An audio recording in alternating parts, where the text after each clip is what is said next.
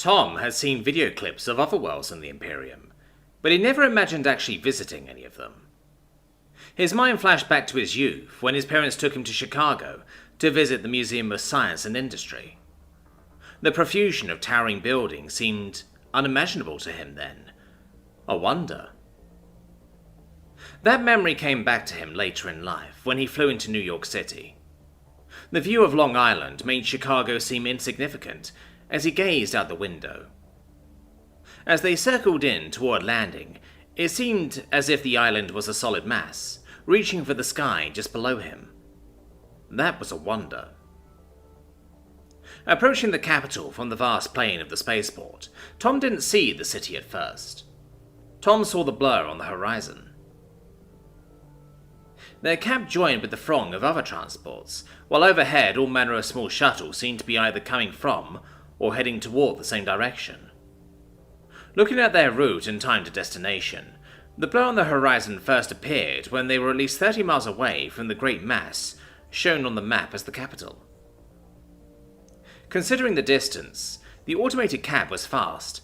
Over the next few minutes, the blur first resolved itself into the tallest sky platforms, then the tops of the first vast towers.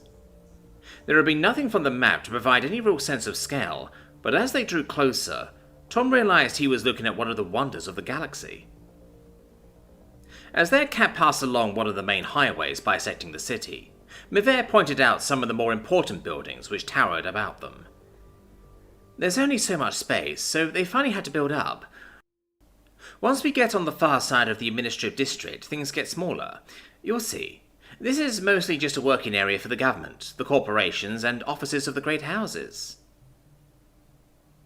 Uneasy thoughts about the Imperium's economic strength flickered through Tom's mind as the city grew about them. This must be what a captive felt like when they first saw Imperial Rome. It's just staggering, he thought. But 2 centuries after Marcus Aurelius, it was sacked. As he looked over the vast profusion of power on display, he wondered at it all. Rome tried to run its vast empire the same way as it was when it was a single city-state, and it came apart at the seams. If the nobility that formed the muscle and sinew of the Shilvanti Imperium were running things the way they often did on Earth. Over that way is the Avenue of the Quorum. It's where the great houses meet when convened by the Empress. I'll show it to you sometime. As they drove through the capital, it seemed wrong to just call it a city. Mivere was pointing out the landmarks, proud at finally being able to show him something of her world.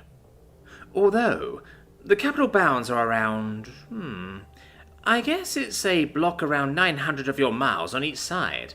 Of course, the administration district in the center is only a section, and the edge running along the coast sort of wanders, she said, pointing at the map. The grounds around the Imperial Palace take up a good portion all on its own, and it's near the school, so that will make a nice tour sometime. The palace grounds once took up the entire coastline, and it was an incredible honor when the Empress Zarika portioned off grounds for the Academy. Tom looked out the windows as the distance peeled by. The driving time from the spaceport into the heart of the capital had taken almost an hour, and it looked like they might have 3 more to go. The size of it all was humbling, but at least he was starting to get a real sense of scale. True to what she'd said, the vast towers of the administrative district passed away, but as they headed into what Mivere told him was the noble districts, Tom saw gardens the size of city parks, and what Mivere called shrines were the size of large churches, if not outright cathedrals. It was almost a relief when the last of the buildings visible from the road fell away, save for occasional semi-villages serving rest, service and commercial needs. The map revealed it was because they were passing sizable estates, their mansions well hidden behind walls of the exotic flora that served as the native trees. The scale, man! The scale of it! It was still staggering, but getting away from the administrative district let him gather his thoughts. Tom drifted back to his assumptions of years past, running through them again. Okay, it's not the Roman Empire, and it's not the British Empire. It's like both and neither. Communication wasn't a real issue. The Romans, and the pre-radio British, managed empires despite communication times of months to years. Travel from the frontier that was Earth to the imperial capital of Shill only took weeks. Transportation. As they left the spaceport, Tom had stared at the profusion of ships overhead. No, not a problem. Military. All three empires used a standard practice of integrating provincial troops and deploying them away from home. The Romans more than the British, and the Shill seemed even more taken by the practice than the Romans. If they just asked us instead. And even now, he thought back to a documentary about the Rakiri stationed in Nepal and the Gurkhas. Now that was a love affair for the ages. The Romans never gave the people they conquered any real political voice. The British gave the idea a nod, though calling it poorly done would be incredibly generous. Humans were all citizens of the Shilvanti Imperium, and a lot of Earth's institutions had been left alone. Score one for the Shilvanti, but administration. The Romans killed their empire by a series of civil wars, while never giving the provinces a voice.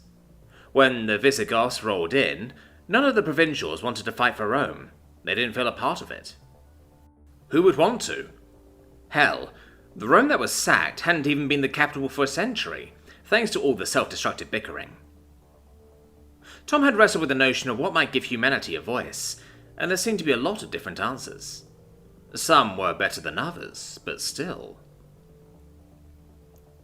Tom glanced over at Mivere as she looked out at the trees. She seemed content to be so close to home, the way people always felt after too long away. He felt happy for her, but couldn't help his thoughts drifting. The wall of trees was pretty, but not very interesting. His thoughts ran over the first horror stories of mismanaged sectors and corrupt governesses, and wondered how deep the rot might go. Did the rot run as deep as the scale was large?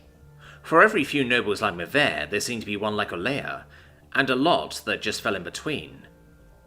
Would Earth even be a smoking hole in the ground if the Empire had a real civil war between the nobility? And I'm supposed to be teaching their kids. Fuck me, this better work. Well, Tom, home at last, Mivere smiled, as they drew off the road and onto a winding lane. If he was looking at the map right, the Academy grounds seemed to cover something like 30 square miles, with one side fronting along the ocean. The long drive, winding through carefully managed parkland, made him shake his head again. This is going to take some getting used to, but you're right. I suppose for the next 3 years this is home, isn't it? He said tentatively, and Mivere beamed back at him. She was proud of the Academy, and it was plain to see why. 3 years, yes, but more if you're offered an extension or tenure. I know we haven't talked a lot about it, but introductory courses for any new species tend to run for decades. It takes at least a generation or two before a new species really gains traction as a new normal. The Rakiri were one of the earliest, and the classes here ran for a long time, she said, looking at Tom and trying to guess how well he was adjusting.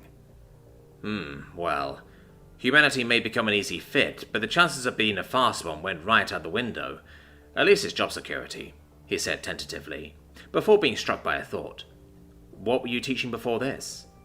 Well, Imperial history, until I was tenured, but I became very interested in Earth after I read Admiral Tedjo's book on planning and executing the landing, supplied Tom, though there was a certain tautness to his voice. Over the last few weeks, Tom and Mivere had opted to agree while disagreeing.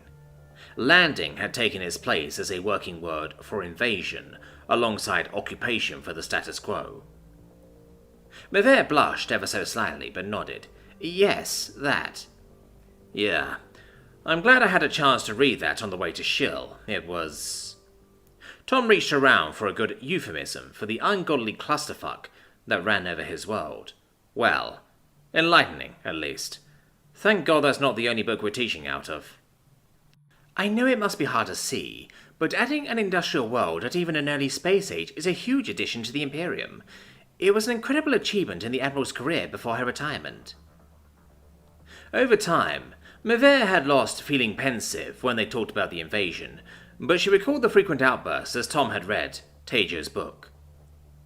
They had focused far more on improving Tom's Vatican than her English, but by just the tone she knew the profanity had been colourful, definitely. varied and heartfelt without any doubt. It had tapered off into a dark muttering around the time he was half finished, though it flared when he reached the books afterward, detailing the Admiral's bequest of a higher title and estates by the Empress. So, let me see if I have next week down. It's called Preterm, right? Yes. As soon as we got in system, I had an update from the school. Mivere nodded brightly, grateful for the tram freighter getting them to Shill early. Preterm was always a hectic time for the staff. We have a few days before preterm, but that gives you time to settle into your rooms on campus, and we can go over all of the cargo once it's delivered. I'm hoping I can show you around a little bit, but the head librarian is looking forward to meeting you, and she'll be working with us to get an early display set up for the collection. Right. So I have a few days to get settled, and damn, but I need to buy more hot weather clothes. I know this is comfortable for you, but it feels like Memphis in a hot summer outside. I'm going to need some more casual wear for when I'm not teaching. Tom looked out the window again and watched the woodlands pass by. Ganya Sisano. She's the head administrator, wants to meet me. She seems nice. I appreciated her welcome message when we got into orbit. I've been teaching her for years, and she's a good friend, Tom. I know she had some misgivings when I went out to Earth, but she had nothing but good things to say about the updates I sent home. She understands how valuable you've already been, and I don't think you're going to have problems with her at all. That's a relief, he replied, nodding a bit absently. The first few outbuildings had come and gone, and he tried to set them against the layout of the campus he'd been studying when... Well, alright, they finally destroyed the couch that evening. He kicked at it a bit, the day the first arm fell off. It was cheap and cheerful and wouldn't have met IKEA standards, but it survived a few more weeks before giving its life for a noble cause. So, we meet with the librarians to get a display set up before the preterm day tours? Yes, and the students start settling into their dorm rooms. Only 300 are accepted every year, so 1,200 in all. Empress Zarika was specific in the school's charter and writ. It made the AYL very exclusive from the start, and the competition to get in is fierce, but on the positive side, it keeps the class sizes small. Except for the big primary classes, the focus studies like ours have around 10 students per professor. It's very good for the learning environment, and we can actually get to know our students. So the students settle in for a week and get organised, sort out activities and all that, and register for classes. That seems pretty normal. Then the preterm party? That's when the parents meet the faculty, he asked. The first few buildings seem to be peeking through the not-quite trees.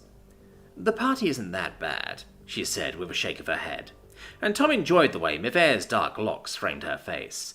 There are walks around the campus, followed by the commencement speech by an invited dignitary, and the evening ends with a meet and greet where we talk to the parents. It's usually just parents of the first-year students. Once they're admitted, mothers of the older girls tend to find other things to do, but there's still a smattering who come back every year. Education in the Empire is free, and the Imperial Charter pays for all the extra things the Academy enjoys.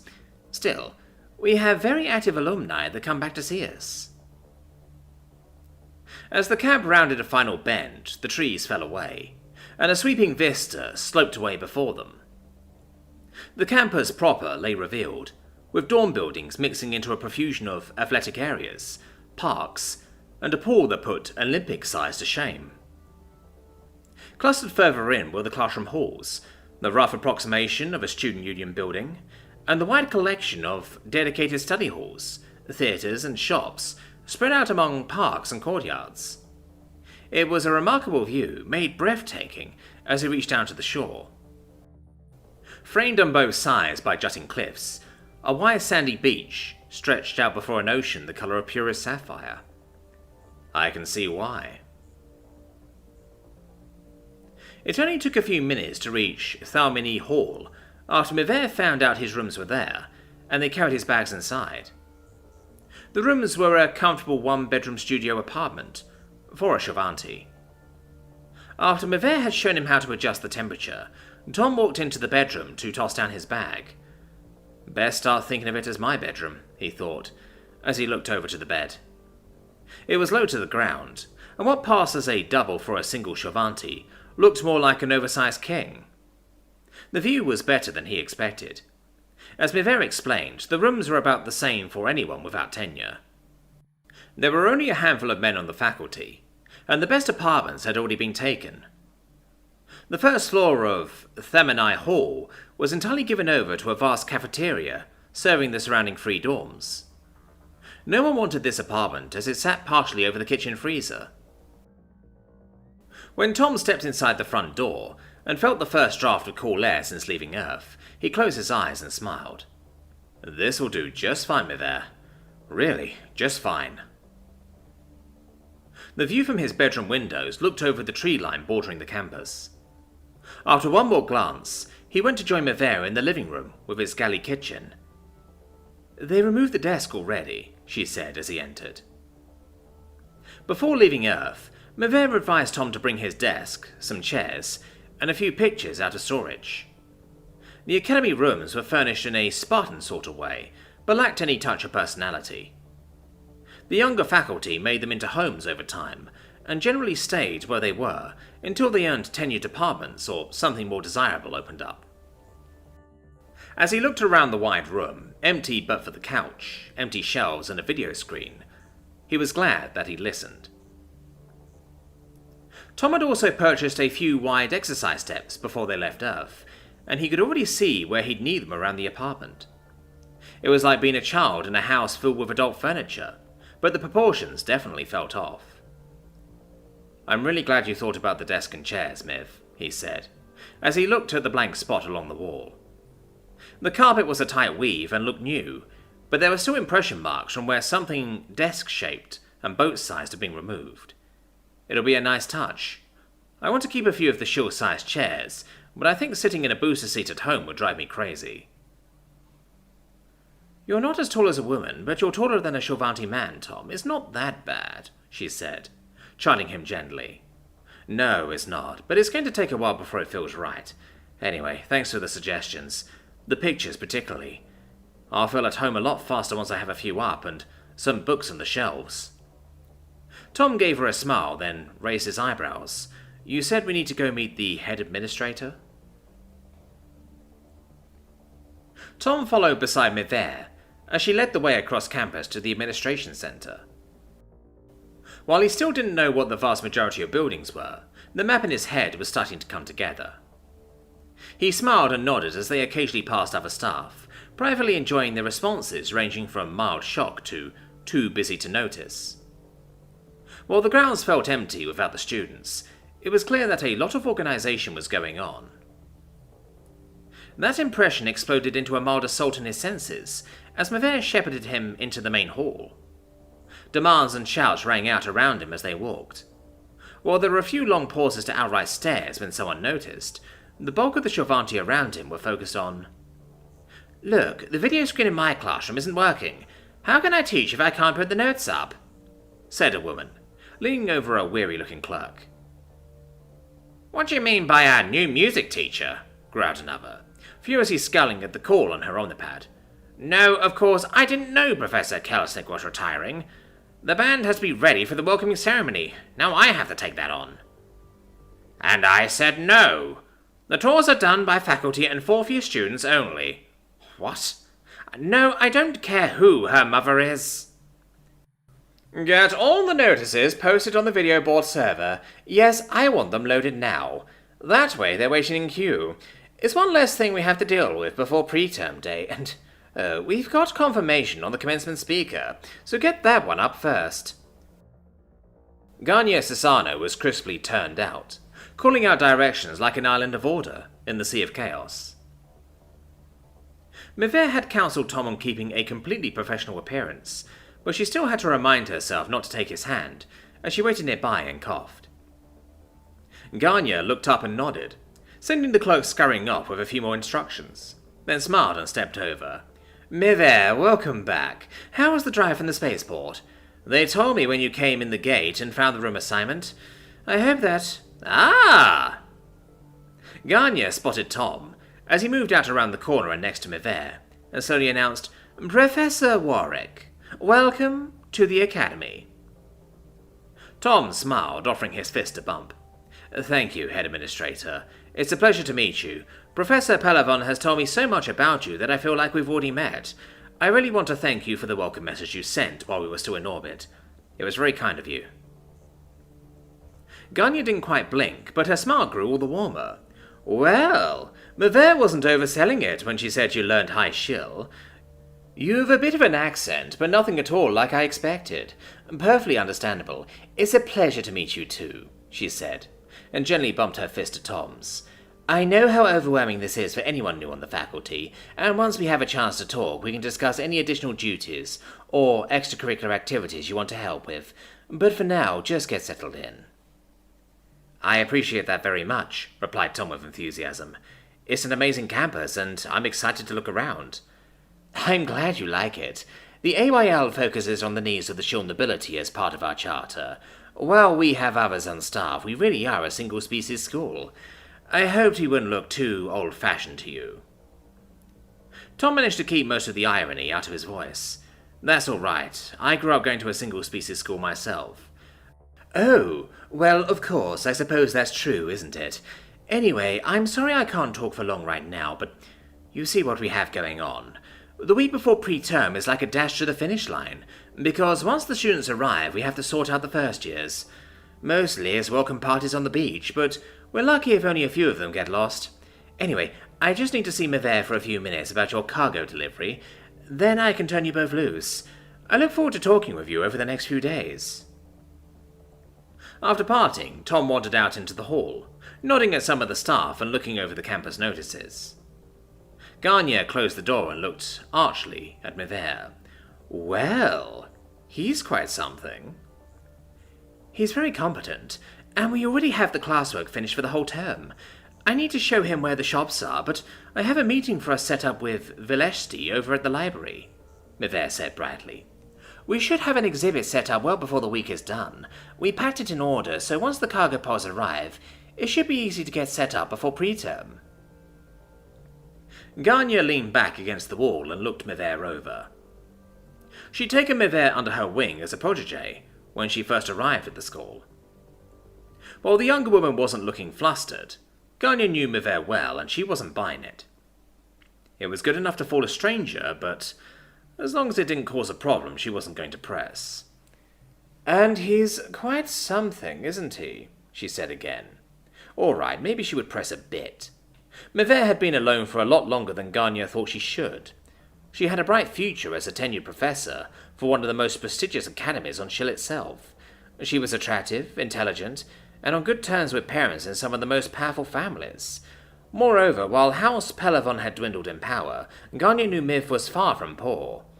If she had used her advantages, then she probably would have found a man, but Mavere had simply never put herself back out there. It was nice to see her looking truly happy. "So, there's not a problem, Ganya?" No, not as such." Ganya hated that she hesitated, but there didn't seem to be any way to avoid talking about what was on her mind. There certainly wasn't time to spare in her day, either.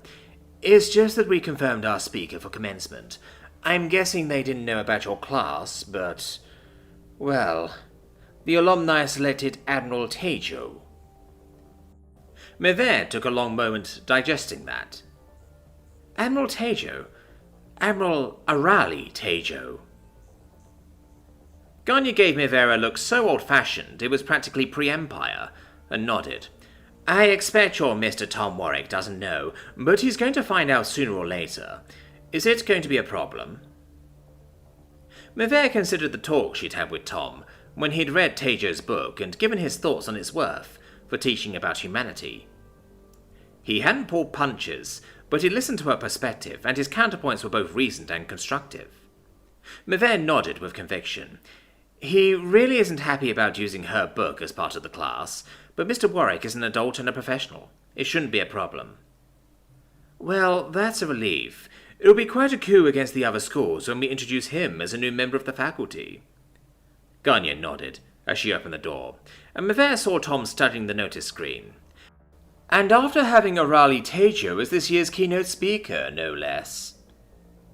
"You have got to be fracking kidding me," Tom exclaimed in English. Ganya looked over at Mavere and arched a brow. Mivert looked back and gave Gagne a somewhat frozen smile. That just means he's excited. I'm sure, said Gagne dryly.